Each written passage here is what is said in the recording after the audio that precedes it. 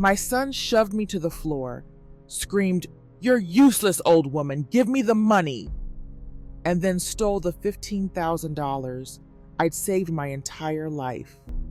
I gave him life. He gave me violence and humiliation.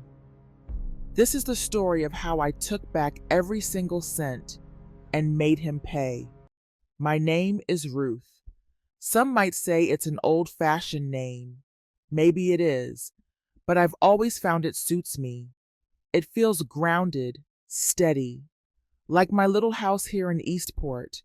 I'm about to tell you a story, and it isn't an easy one to share. But first, wherever you're listening from, do an old woman a favor. Send a like or leave a comment below. It lets me know I'm not talking into the void. Now, where was I? Oh yes, my little house. For as long as I can remember, Friday afternoons in this house have had a certain smell.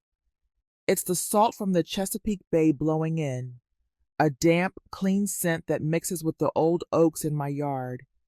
But today, the air inside was all mine. There was the deep, sugary warmth of a pecan pie browning in the oven, a recipe so old the card is soft as cloth. And beneath that, the savory sizzle of crab cakes turning a perfect crisp gold in my cast iron pan. On the small radio perched on the counter, the announcer for the Baltimore Orioles game was getting excited about a runner on the third, his voice a familiar comforting drone in the background of my life. I wasn't really listening, though. My attention was focused on my own quiet ritual. I sat at the kitchen table, the one my husband Frank built before he passed. The late afternoon sun slanted across its surface, lighting up the fine dust motes dancing in the air. In front of me was my old ledger, its leather spine cracked and soft with age. Its pages were filled with columns of neat, inky numbers, a testament to a lifetime of precision.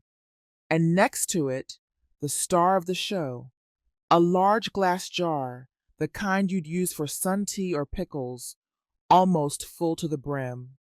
Inside, hundreds, maybe thousands of dollar bills were rolled tight and stacked like a tiny green army. A silent, patient battalion. Every single Friday, for all 35 of my years as a teller, and then a senior clerk at the bank in Annapolis, I had fed that jar. It started with $10 a week, tucked away from my grocery money back when Paul was small and his scraped knees were my biggest worry. Later, after my promotion, when the paychecks got a little bigger, I made it 20. It wasn't much, but it was consistent. It was a promise I made to myself. You see, it was never just money to me.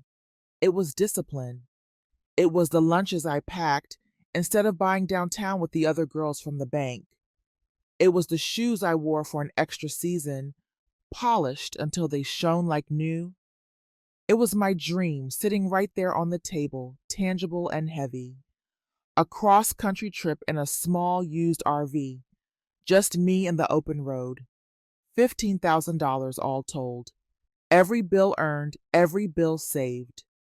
I carefully set the jar aside and spread the map of the United States across the table. It was so old it was frayed at the creases, worn as soft as an old flannel shirt. My finger, the knuckle a little swollen with arthritis now, traced the faded lines of the highways. I whispered the names I'd only ever seen in the pages of the National Geographic magazines I'd collected for years. Yosemite, Zion, the Grand Canyon. This wasn't some frantic escape from my life. It was a pilgrimage to myself after a lifetime of working, of providing, of sacrificing. My mind drifted back. I thought of the late nights under the green desk lamp, balancing the accounts for the local hardware store to make extra money. And I thought of the sharp, quiet pain of walking into the jeweler's, my hands trembling slightly as I slid my own mother's wedding ring across the counter. It was the only thing of real value she had left me. But Paul had been accepted into law school, and the tuition was due. I'd done it without a second thought. I thought my sacrifice would build a man of character, a man who understood the true value of hard work, because he had seen it firsthand. Listening to this, have you ever made a sacrifice like that for someone you love, believing it was for their own good, only to question it all later? I'd be honored if you'd share a piece of that feeling in the comments below. A key turning in the front door lock startled me from my thoughts. It was Paul, unannounced. He walked into the kitchen, 42 years old, wearing an expensive suit that looked like he'd slept in it. He didn't look at me, not at first. His eyes, sharp and quick, were fixed on the glass jar on the table. "Counting your treasure again, Mom?" he asked. There was a little edge to his voice, something that tried to be playful but came out as condescending. I chose to ignore it. I stood up, took a plate from the warming drawer, and slid 2 of the best crab cakes onto it. "Eat," I said, my voice even. "I just made them. Your favorite." He picked up a fork and cut into one, but his gaze kept drifting back to the jar, like a moth to a flame. "You really shouldn't keep so much cash in the house," he said, his mouth full. "It's dangerous. Nobody does this anymore. You use credit cards, you invest in stocks. You could make this money work for you."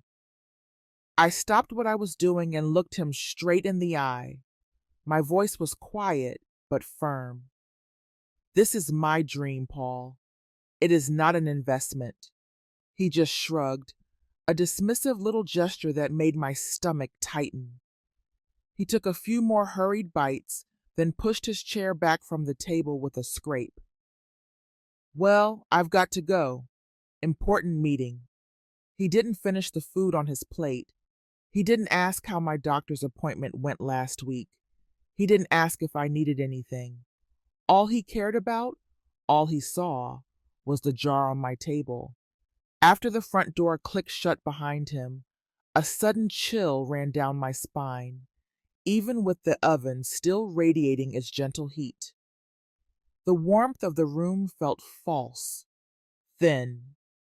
I took the jar, its weight familiar and reassuring in my hands, and walked it over to the old antique cabinet in the dining room. I placed it inside, behind the good china, and turned the small brass key in the lock. The click echoed in the silence, but as I stood there, I knew with a certainty that settled deep in my bones. A lock can't stop greed. The week that followed was quiet, a deep, heavy quiet that felt unnatural. I found myself avoiding the dining room, my eyes skipping past the antique cabinet where my jar sat locked away. I didn't touch the map again. I tried to push down the cold, tight knot of dread that had taken residence in my stomach, telling myself over and over that it was just a bad day for him, that he'd been stressed from work. It was an excuse a mother makes, but the silence in the house didn't feel peaceful. It felt like the air before a thunderstorm, charged and waiting. Then he came back. It was a Thursday, just before dusk. The heavy, sweet, sour scent of whiskey hit me the moment I opened the door, a smell I hadn't associated with him since his college days. His face was flushed, a blotchy, unhealthy red, and his eyes were bloodshot and hard. The man standing on my doorstep was not my son. He was a stranger wearing his skin, and he had come with a purpose. He didn't sit down. He didn't say hello or ask how I was. He walked straight past me, his expensive shoes making loud, angry sounds on the old hardwood floors Frank and I had refinished ourselves so many years ago. He went directly to the dining room and stopped in front of the cabinet. His voice, when it came, was thick and guttural, a sound I didn't recognize. Open it. It wasn't a request. It was an order, cold and absolute.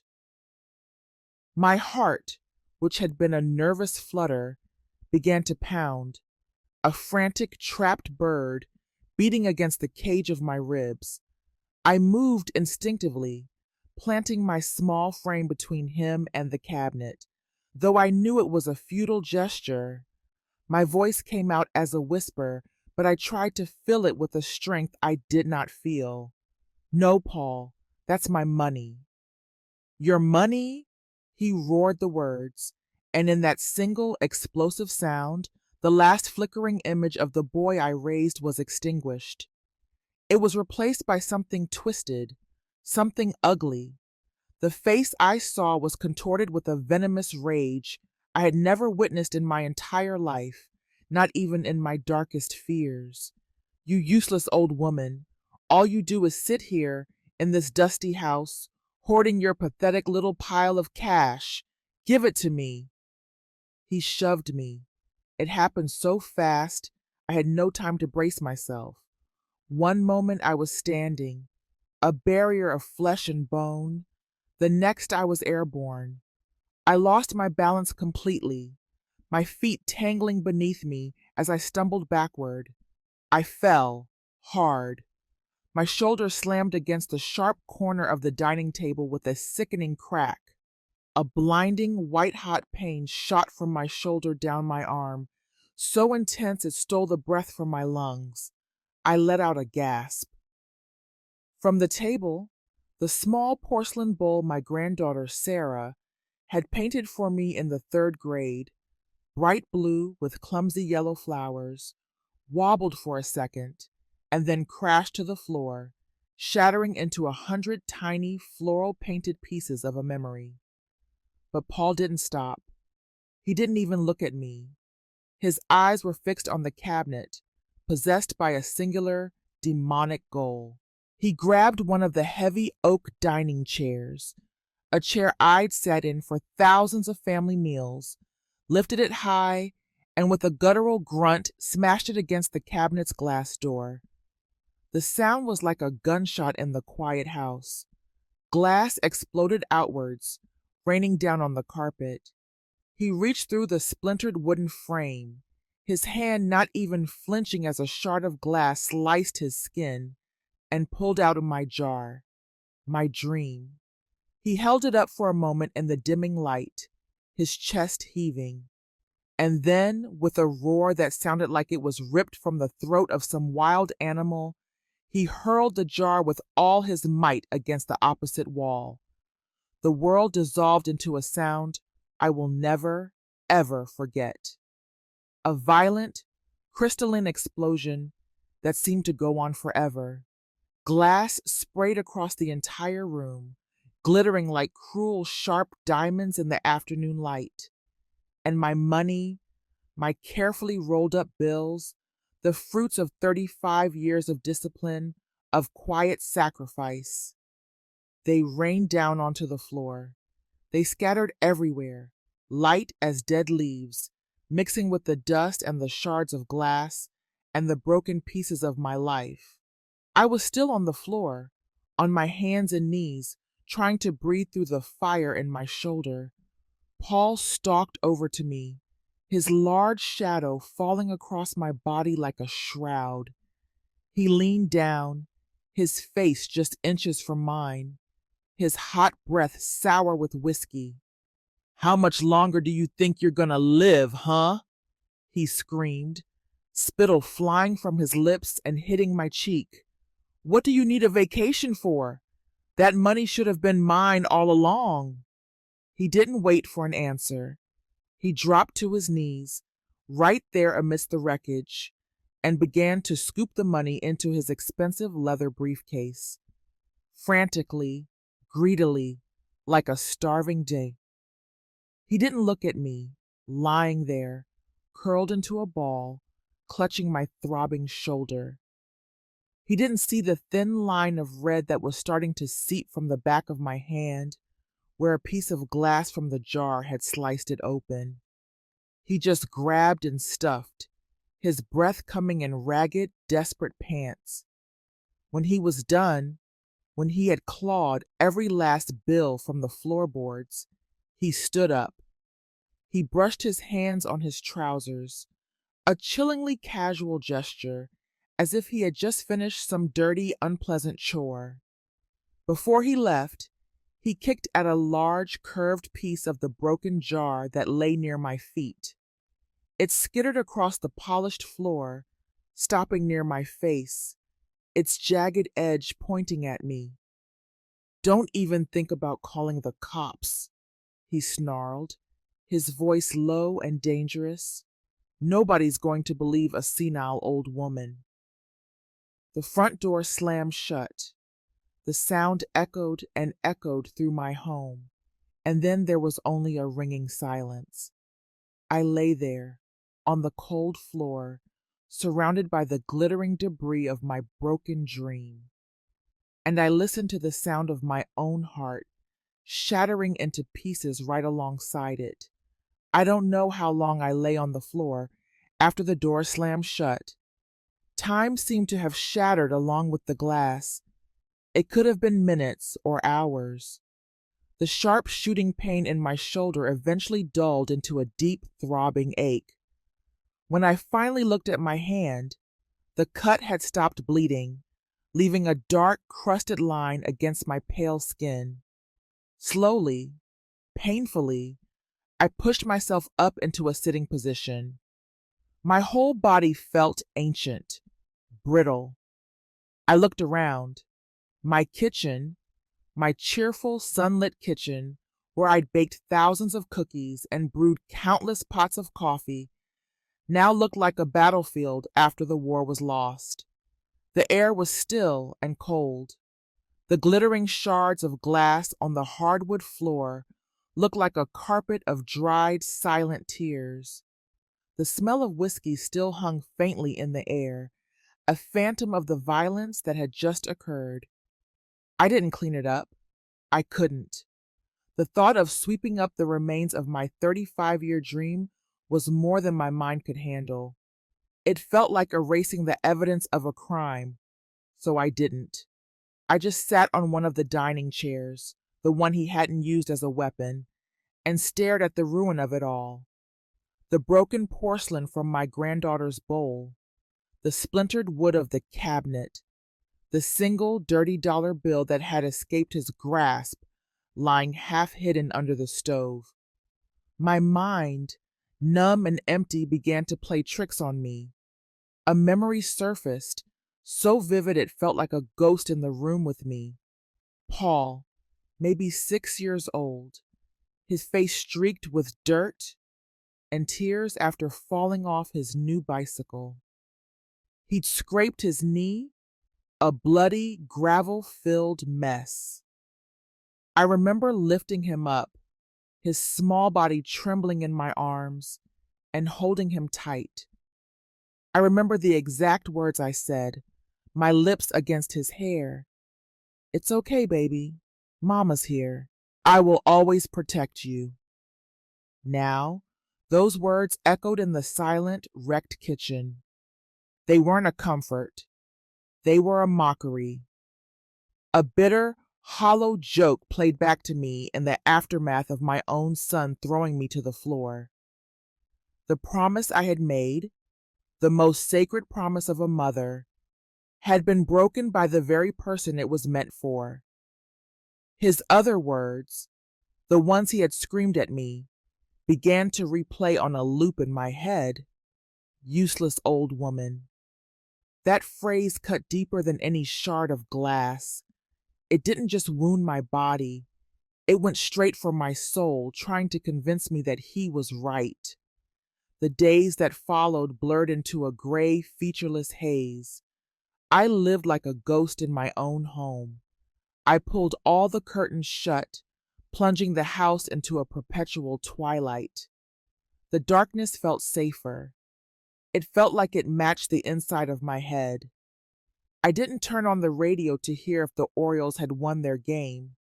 The cheerful noise felt like an intrusion. I didn't brew my morning pitcher of sweet iced tea, a habit so ingrained it was like breathing. I just sat, sometimes in the kitchen, sometimes in the living room armchair, staring at nothing. The phone would ring, its shrill sound cutting through the silence and making me jump every time. I never answered it. I couldn't. I was terrified it would be him. What would he say? That he was sorry? Or that he needed more? I didn't know which was worse. So I just let it ring until it stopped, leaving the silence even heavier than before. The map of America was still spread across the dining table, a silent witness to the carnage. I couldn't bring myself to look at it directly. The names, once so full of promise, now felt like accusations. Yosemite, Zion, the Grand Canyon. They were no longer the destinations of a dream. They were just words on a piece of paper, monuments to my own foolishness for believing I deserved such a thing, for believing I had raised a son who would respect it.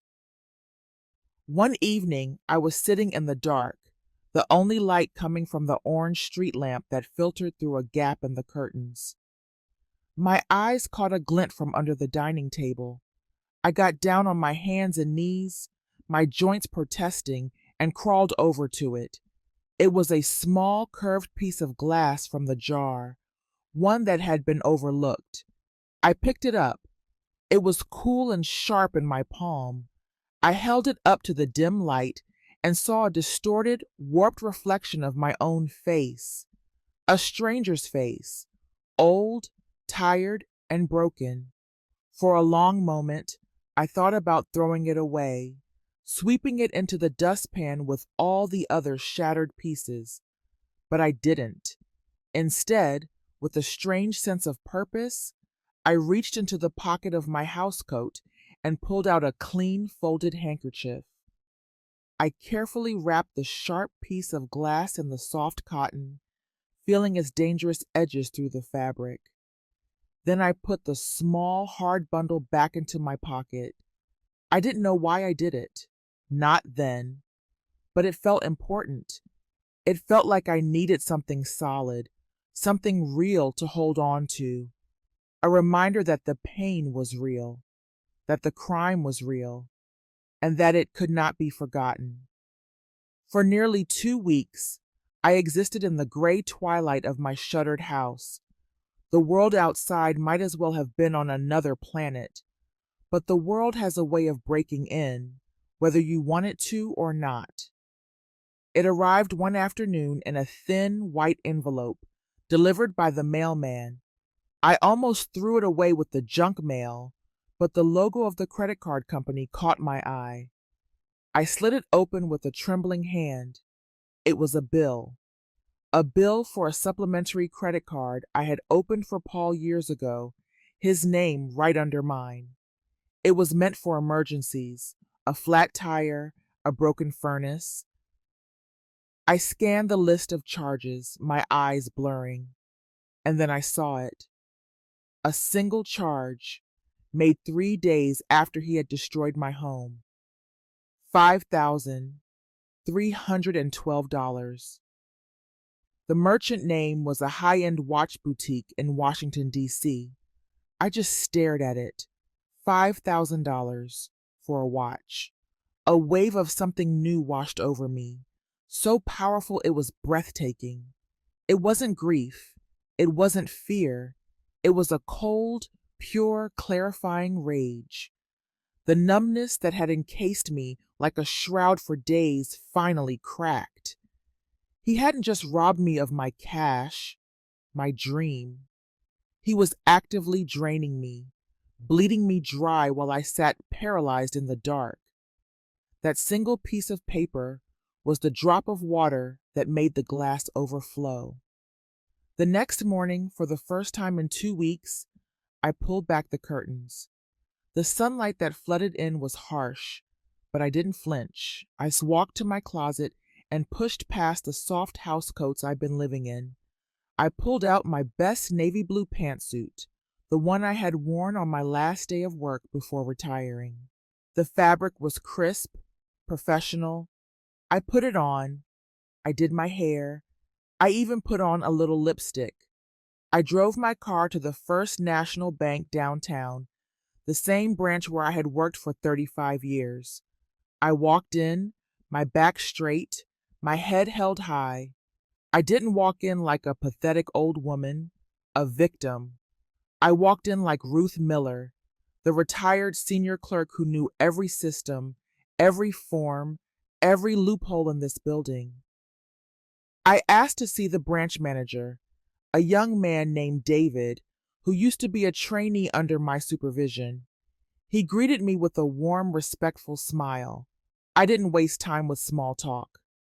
"David," I said, my voice steady and clear, "I need a complete printout of all statements for the supplementary card under my account, number ending in 4822, for the last 6 months." He looked at me, a question in his eyes, but he saw the look in mine and didn't ask it. He simply nodded. "Of course, Mrs. Miller, right away."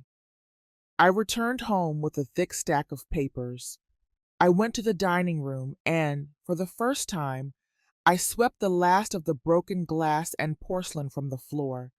I wiped down the table until it shone. Then I laid the statements out in neat, overlapping rows. Next to them, I placed my old familiar ledger.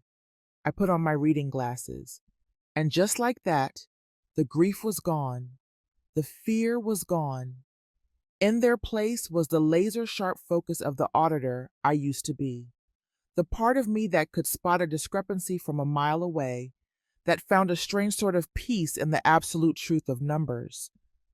I picked up a red felt-tip pen. I went through the statements line by line.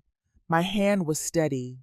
I highlighted each suspicious transaction, my anger transforming into cold, hard data. There were $100 steak dinners at fancy restaurants in the city, weekend trips to luxury resorts in Virginia I didn't know he'd taken, cash advances, and there, on the most recent statement, was the crown jewel, the Rolex watch. He had been living this extravagant secret life on my credit while I was carefully rolling up my $10 and $20 bills. My sacrifice hadn't built a man of character. It had funded a fraud. When I was finished, the papers were a sea of damning red ink. I didn't stop there. My mind was working again, clicking through steps, organizing a case. I carefully stacked the highlighted statements and placed them in a clean manila folder. I went to my desk and found the receipt from the carpenter I'd called to repair the antique cabinet door. I added it to the folder. I found the invoice for the new pane of glass for the dining room window. I added that too. Then I went into the bathroom. I took off my blouse and, using my phone, I took a clear, well-lit picture of the bruise on my shoulder. It was no longer a raw purple, but a mottled, ugly bloom of yellow and green. The evidence of an old wound, but a wound nonetheless. I printed the picture and added it to the folder. Finally, I went to my housecoat, still draped over the back of a chair. I reached into the pocket and took out the small, hard bundle. I unwrapped the handkerchief and took out the sharp, curved piece of glass from my dream jar. I placed it carefully on top of the stack of papers inside the folder. I closed the flap. This wasn't emotion anymore. This wasn't a family dispute.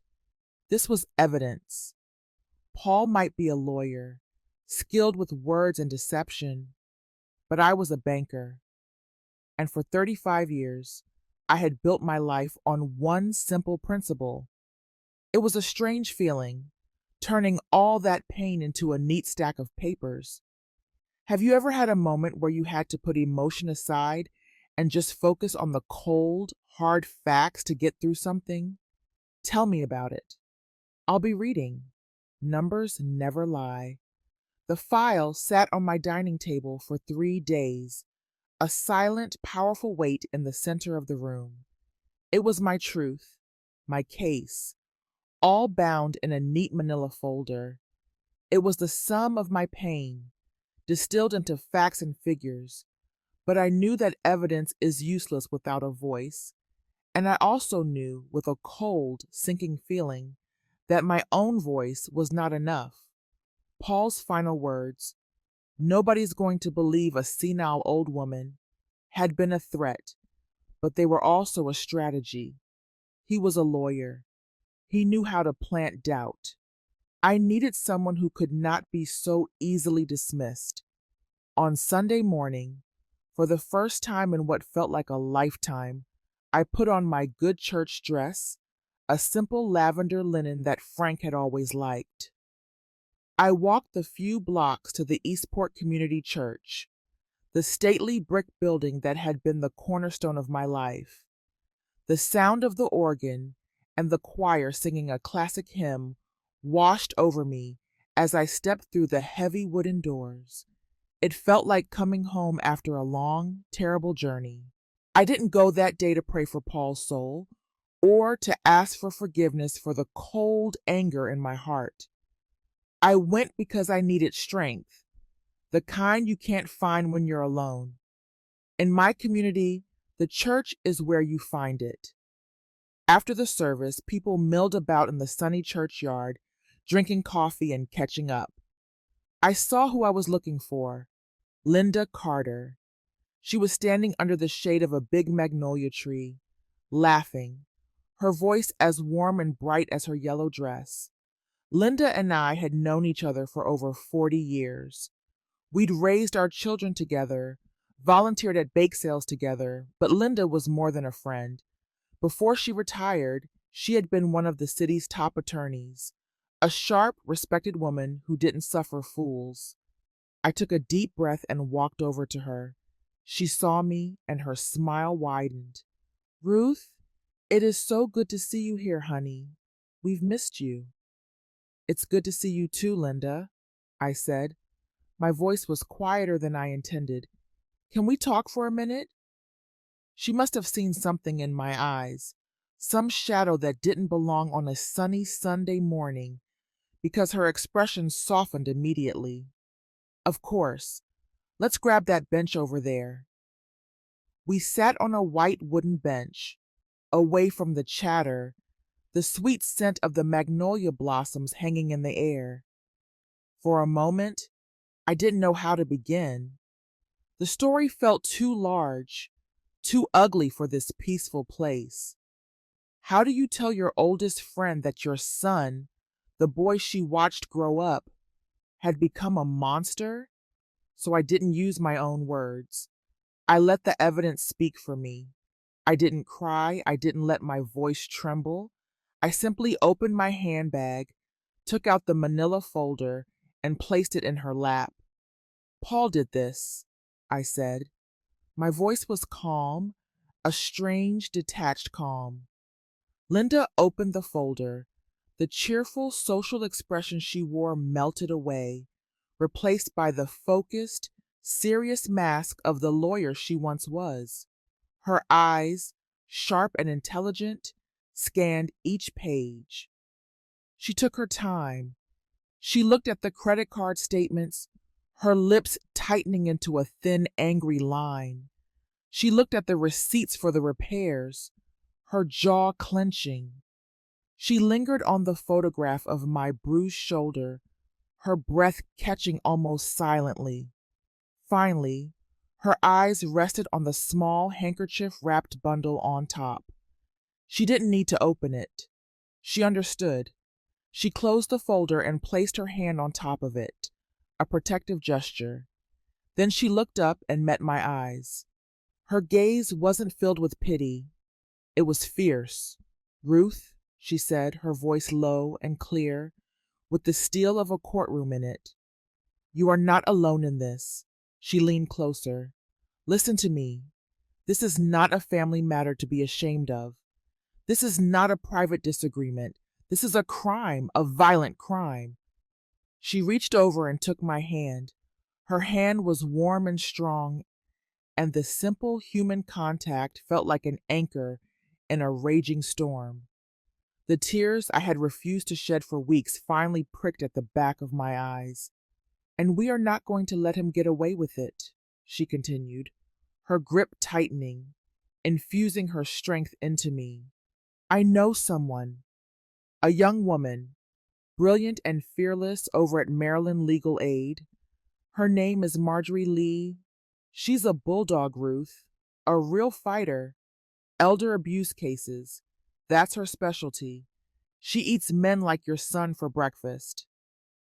Linda let go of my hand and reached into her purse for her cell phone. As she started scrolling through her contacts, I leaned my head back against the bench and looked up at the perfect cloudless blue of the Annapolis sky. I could hear the distant sound of the church bells and the faint rhythmic lapping of waves from the Chesapeake Bay. For the first time in a month, I felt like I could take a full, deep breath all the way down into the bottom of my lungs. The weight on my shoulders hadn't vanished. The path ahead was still long and uncertain. But as I sat there, listening to my friend's determined voice on the phone, a voice already advocating for me, I knew one thing for sure. I wasn't carrying it alone anymore. I had a sister in the fight, and we were just getting started. Linda's call had worked its magic. 2 days later, I was sitting in a small, cluttered office in downtown Annapolis. It was the office of Marjorie Lee, the lawyer from Maryland Legal Aid. The room was stacked high with files and law books, leaving just enough space for a desk and 2 chairs. It wasn't a fancy, high-rise office like Paul's, but the air inside hummed with a fierce, restless energy. That energy came from Marjorie herself. She was young, maybe 30, with bright, intelligent eyes that didn't miss a thing.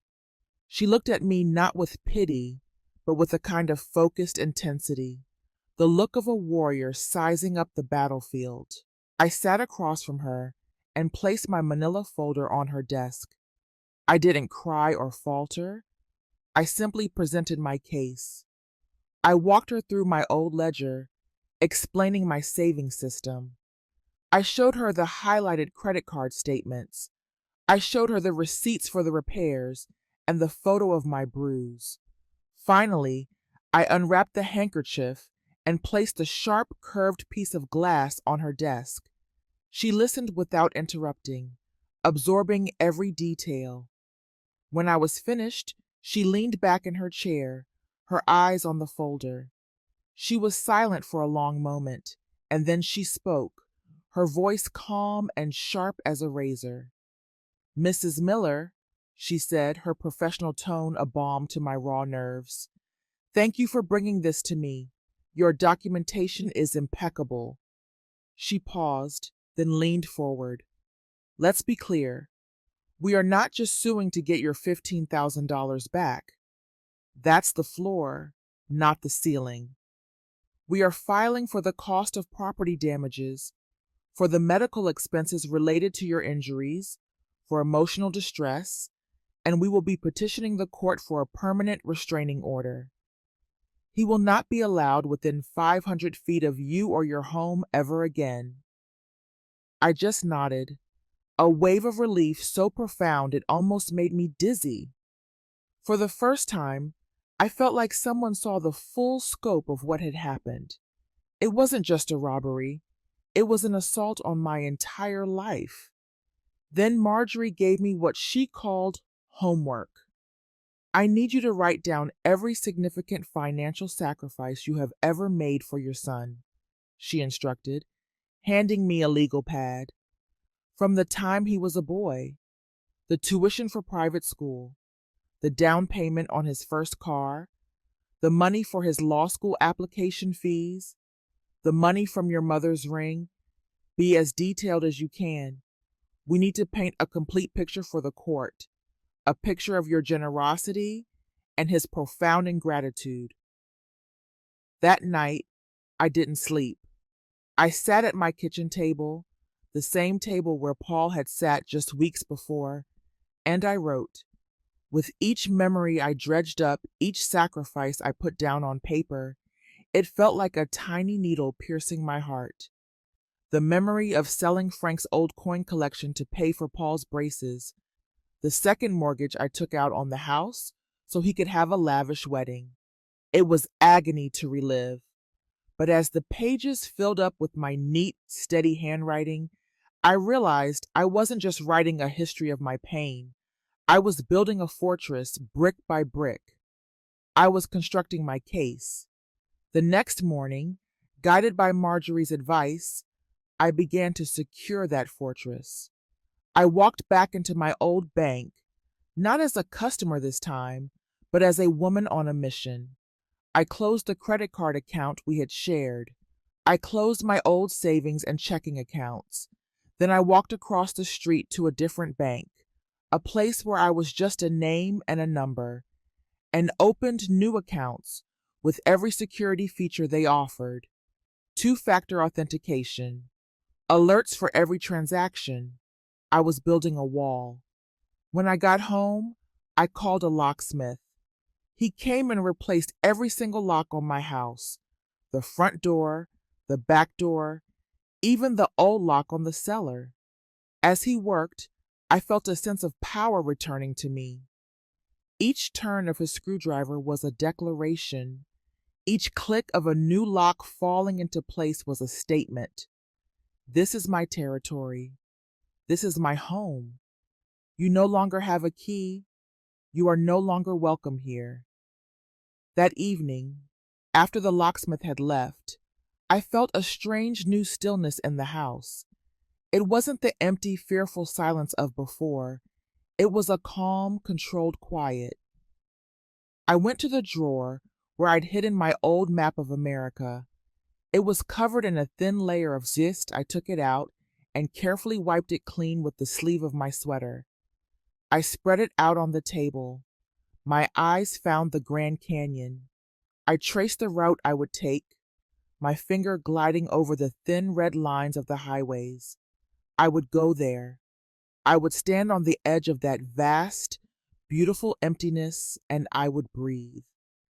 My dream wasn't dead. It had just been delayed, and it was different now. It was no longer just a trip. It was a victory. It was a destination I had to fight for. It was the absolute, unshakable affirmation that no one, not even my own flesh and blood, had the right to steal my dream from me. The first move from Paul's side came about a week after we filed the lawsuit. It arrived by courier, a thick, cream-colored envelope from a fancy law firm downtown. It was a letter proposing, in the most condescending legal language you can imagine, a peaceful family reconciliation. The offer was that Paul would graciously return $5,000 to help with my living expenses, and in return, I would drop all legal action. I took the letter to Marjorie's office. She read it, and a slow, dangerous smile spread across her face. It was the smile of a chess player who sees her opponent making a predictable, foolish move. "He's testing you, Mrs. Miller," she said, tapping a finger on the letter. "He's dangling a small piece of bait to see if you're scared enough to take it. He still thinks you're just a confused old woman who doesn't want to make a fuss. He thinks you'll take the path of least resistance." She leaned forward. "So we're going to let him think he's right." The plan was simple. It was brilliant. And it required me to do something I now hated. I had to act weak. That evening, I sat at my kitchen table with Marjorie's small, discreet recording device connected to my phone. A perfectly legal measure in Maryland, since only one party needs to consent to a recording. My heart was steady, but I took a few deep breaths, trying to summon the voice of the broken woman I had been just a few weeks ago. The voice he expected to hear. I dialed his number. He answered on the second ring, his voice clipped and impatient. "What?" I made my voice tremble. I pitched it higher, made it sound frail and tired. Paul, it's Mom. There was a silence on the other end. I could feel his surprise, and then I could almost hear the gears turning in his head. I got the letter from your lawyer, I continued, letting a little sob catch in my throat. Paul, I can't do this. I'm too old for this. For court and all this fighting, it's too much for my heart. I let the silence hang there for a moment. I could picture him perfectly, leaning back in his expensive office chair, a smug, triumphant smile spreading across his face. He thought he had me. He thought I was folding. Look, Paul, I whispered, as if sharing a secret. What if you just gave me $10,000 for my trouble? Just 10,000, and I'll sign whatever you want. I'll tell my lawyer to drop everything. We can just end this. The silence that followed was longer this time. It was the silence of a predator savoring its victory. I knew he was thinking that for just $5,000 more than his initial offer, he could make this whole inconvenient problem disappear. He could buy my silence and walk away with the rest, a clear win. All right, Mom, he finally said, and his voice was dripping with condescension, the tone of a man speaking to a child. Fine, I'll have my lawyer draw up an agreement. You sign it. I'll wire you the 10,000. We'll call it spending money for your little hobbies. I mumbled a thank you and hung up the phone. I sat there for a long moment. Then I pressed the stop button on the recorder. The little red light blinked off. The fish had taken the bait. A few days later, the settlement agreement arrived. It was another thick, creamy envelope. Marjorie and I sat in her office and read it together. It was mostly standard, boilerplate legal text, but then we came to the clause Paul's lawyer had clearly thought was a brilliant masterstroke. It was buried in paragraph 4. Party A, Ruth Miller, agrees to accept the sum of $10,000 as full and final settlement, and in doing so, affirms that all prior financial exchanges between the two parties were conducted with full and mutual consent. Marjorie read the sentence twice, and then she looked at me and laughed. A real, genuine laugh of victory. Oh, he's a fool, Mrs. Miller. A glorious, arrogant fool. She tapped the sentence with her pen. He just put his own head in the noose. By offering to pay you to drop a lawsuit alleging theft and assault, he has already implicitly admitted wrongdoing. But this sentence right here? She smiled. This is a written confession, gift-wrapped. He's trying to retroactively sanitize his crimes, and in doing so, he's admitting they happened. The trap had been sprung. The evidence was now irrefutable, drafted by his own lawyer. So we did nothing. We didn't sign the agreement. We didn't respond to his lawyer's follow-up emails. We just went silent. A complete strategic silence. After a week, Paul started calling my phone. The first time, his voice was impatient. The second time, there was a clear edge of irritation. By the third call, which went straight to my voicemail, I could hear the panic creeping in. The confident predator was starting to realize that the trap he thought he was watching from a distance was, in fact, closing in around him. I didn't answer. I just listened to his messages, a cold satisfaction settling over me.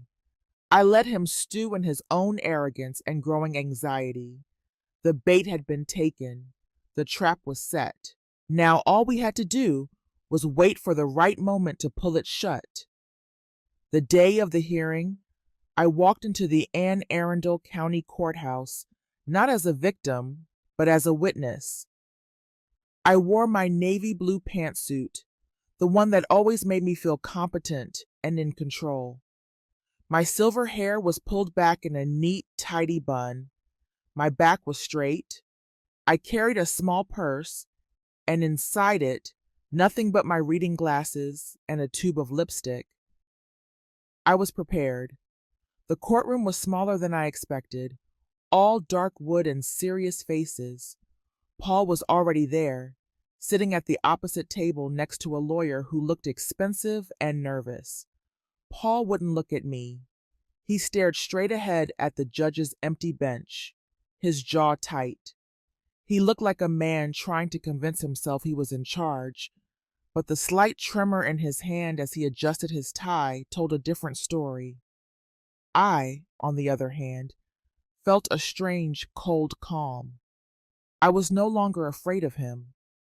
In the sterile, official light of this room, he was no longer my son, the monster who had terrorized me in my own home. He was simply the defendant, and I was here to testify to the truth. Marjorie was a force of nature. She presented our case with a calm, methodical precision that was beautiful to watch.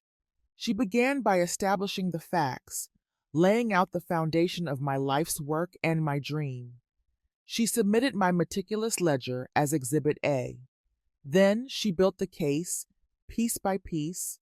She presented the bank statements with the highlighted charges, a sea of red ink that documented Paul's greed. She presented the receipts for the repairs to my home. The photos of my bruised shoulder were displayed on a screen for the judge to see, a silent, ugly testament to the violence.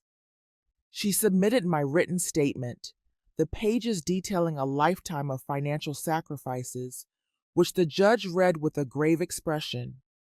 Next, she called our only witness, my next-door neighbor, Mrs. Diane Moore, a kind, retired schoolteacher who had lived next to me for 30 years.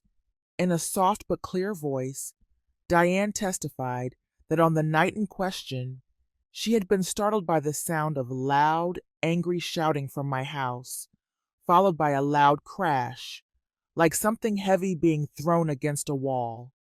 She said she had been worried, but was afraid to interfere in what she thought was a family argument. Her testimony hung in the air, a simple, powerful confirmation of the chaos. Paul's lawyer did his best to muddy the waters. He stood up and argued that this was all a terrible misunderstanding, a heated family dispute over finances. He portrayed Paul as a concerned son, trying to manage his aging mother's affairs.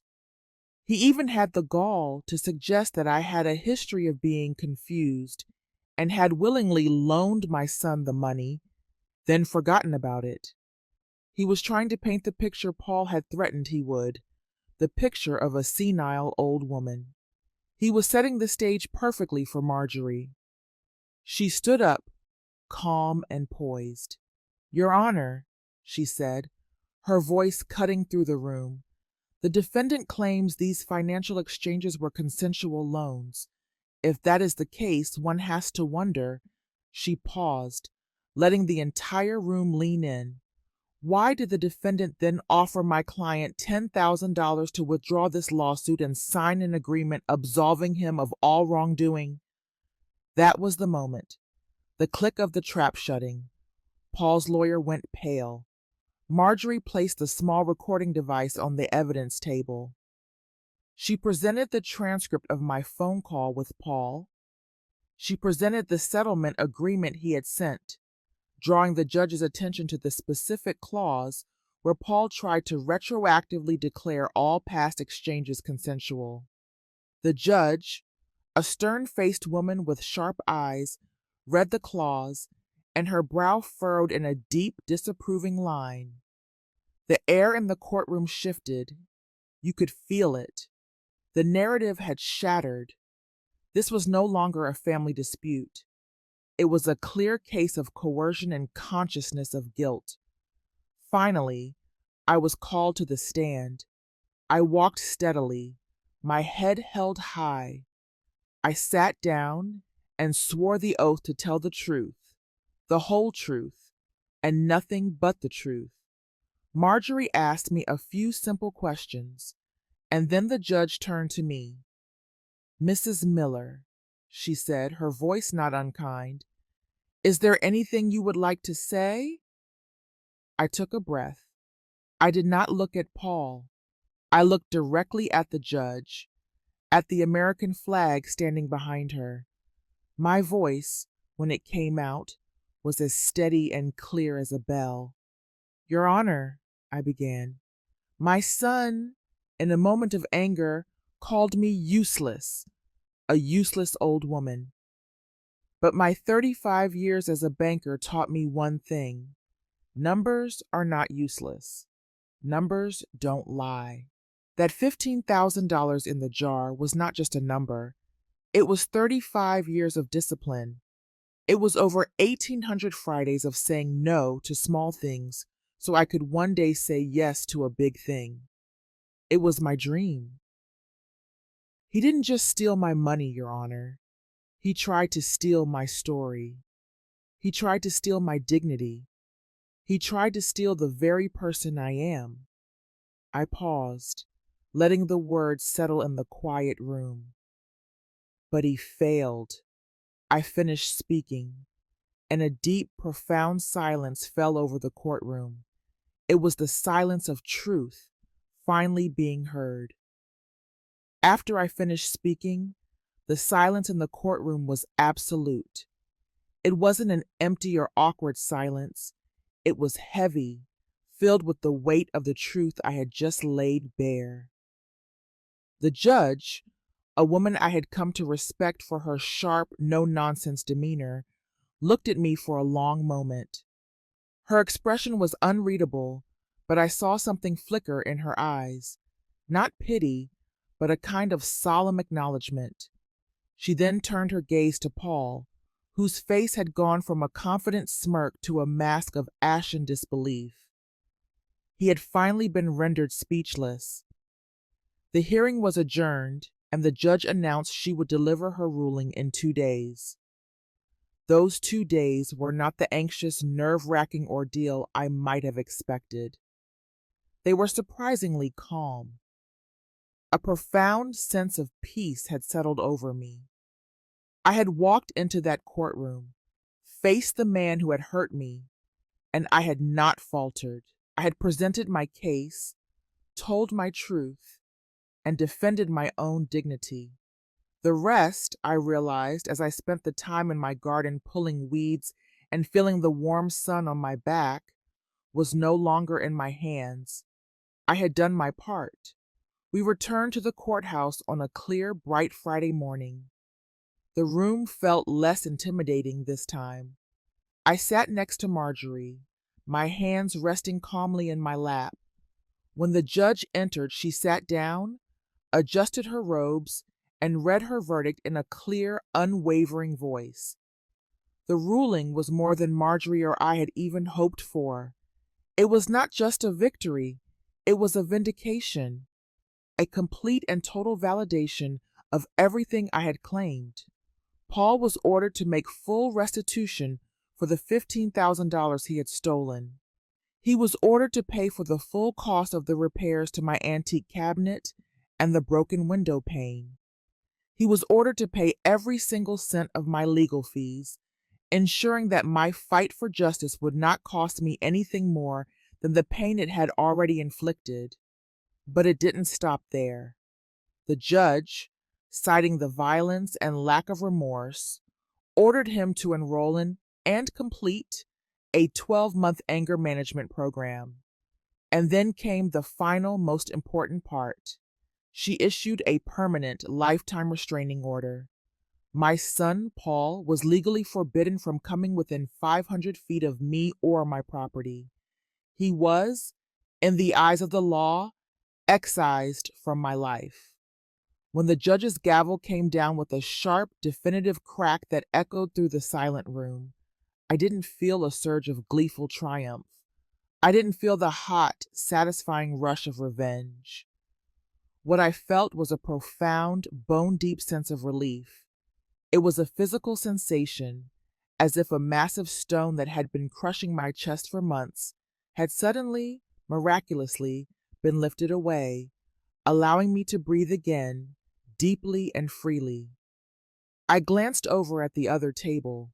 Paul was slumped in his chair, his head bowed, his expensive suit looking rumpled and defeated. The ruling, delivered in a public court, would be a permanent, indelible stain on his legal career. He had lost everything, not because I was stronger or smarter, but because the truth, once it is finally allowed to speak in a place that will listen, is always stronger. A few days later, the money was wired into my new secure bank account.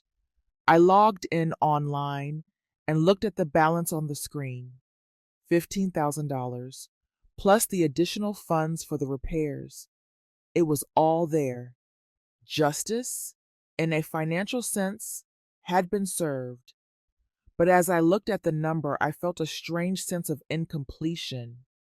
My dream had been violated, tarnished by violence and greed.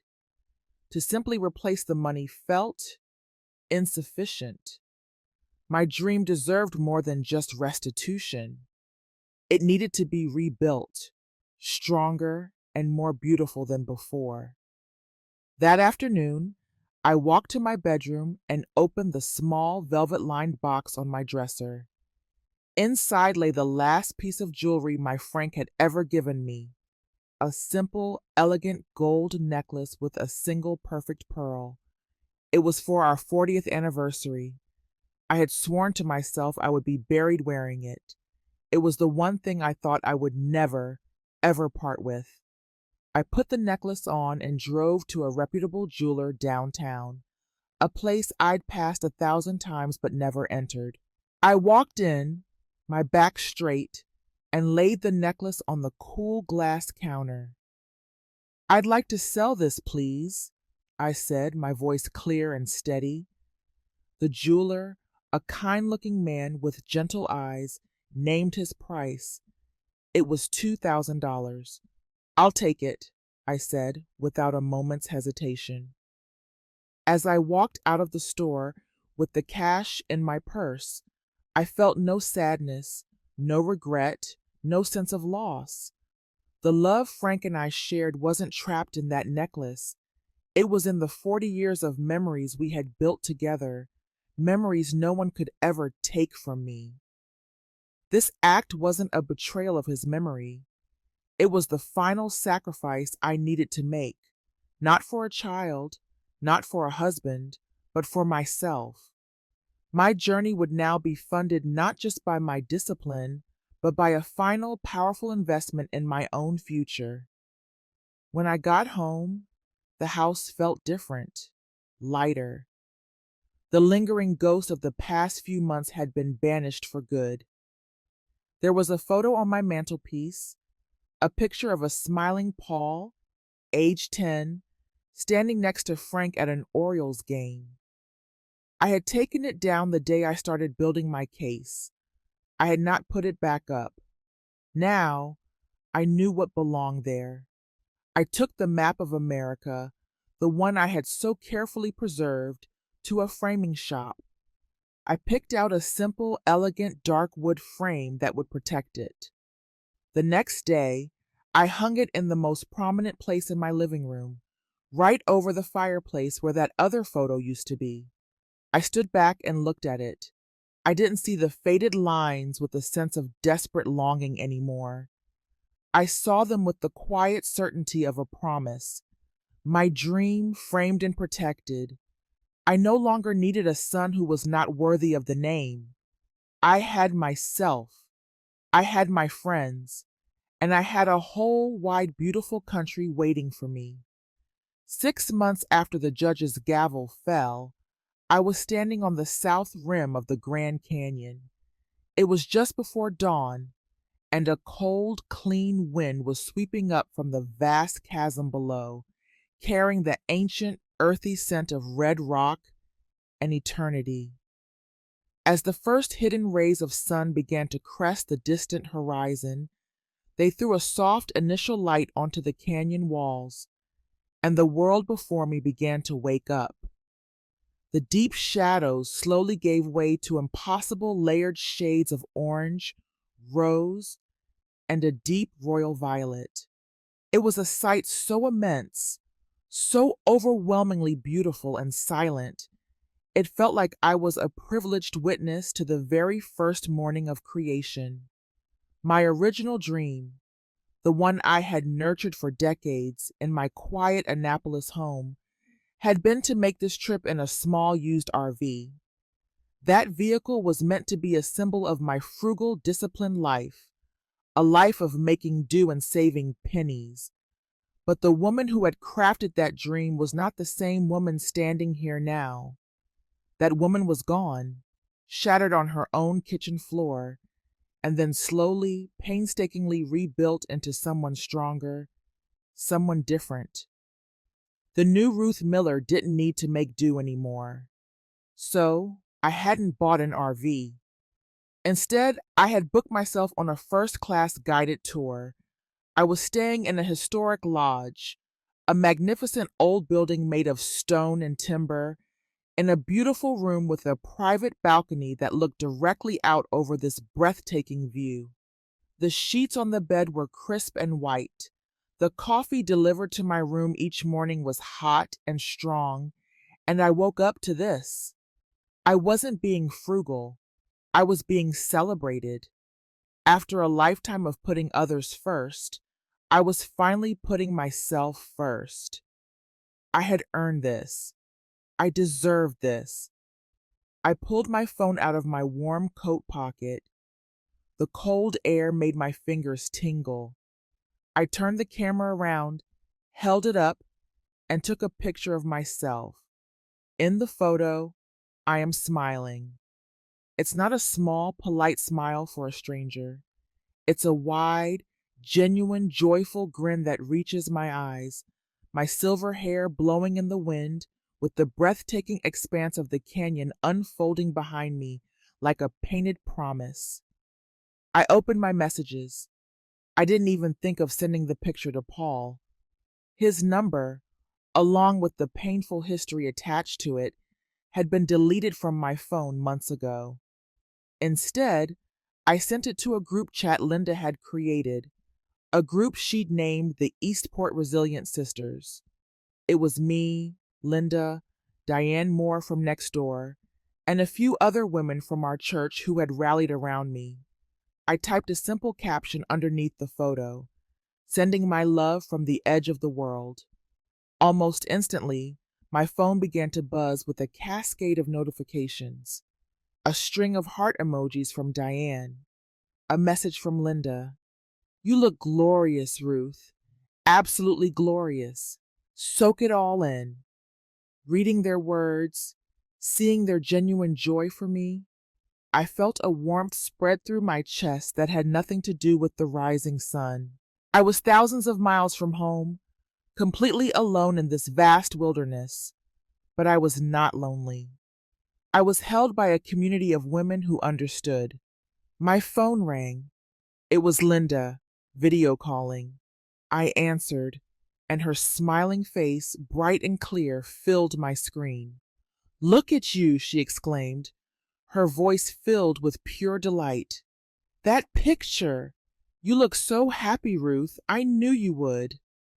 I smiled back at her, a deep, easy smile that came from a place of profound peace, a place I hadn't known existed within me.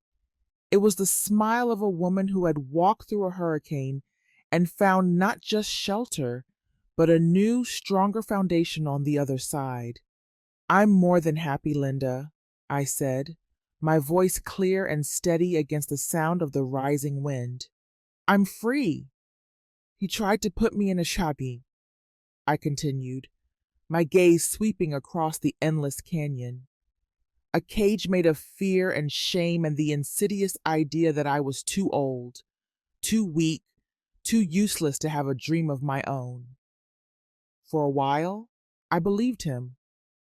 I locked myself in that cage and threw away the key, but what I learned, standing in that courtroom and speaking my truth, is that the cage was never real. The door was never locked. All this time, I was the one holding the key. We talked for a few more minutes, her warm voice a comforting link to my life back home. Then I said goodbye. I put the phone back in my pocket and took a deep, long breath, filling my lungs with the crisp, clean morning air. It tasted like possibility. It tasted like freedom. I had lost a son. That much was true. The grief for the boy he once was, the child I had loved with all my heart, would likely always be a small, quiet shadow in a corner of my soul. But in losing him, in surviving him, I had finally, truly found myself. He had called me useless, but I had proven that my worth was never his to define. My value wasn't in his judgment, but in my resilience. It was in the 35 years of discipline, and the courage it took to fight back, and the strength I found to stand here today, on my own 2 feet, looking out at the future. I looked out at the vast, silent majesty of the canyon, a space so enormous it could hold all the pain and all the joy in the world, and still have room to spare. In the face of such timeless grandeur, I felt incredibly small, a tiny speck of humanity on the edge of the world. But for the first time in a very long time, I did not feel insignificant.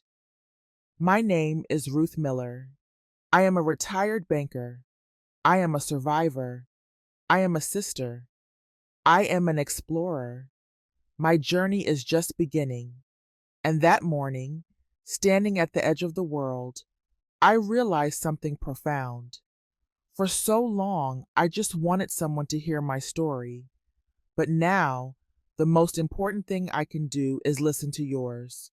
You know, sometimes when we sit together, the stories just spill out, like a river finding its path.